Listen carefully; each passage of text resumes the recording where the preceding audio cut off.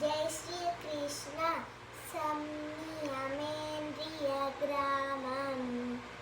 सर्वत्र समबुद्धयः ते प्रान्तिवन्तु मामेव सर्वभूतहिते रताः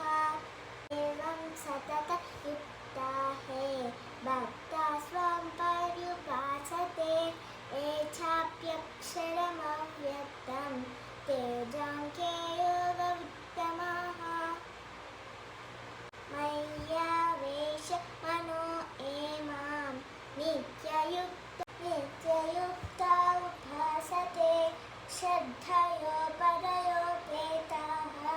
ते मे युक्ततमा मताः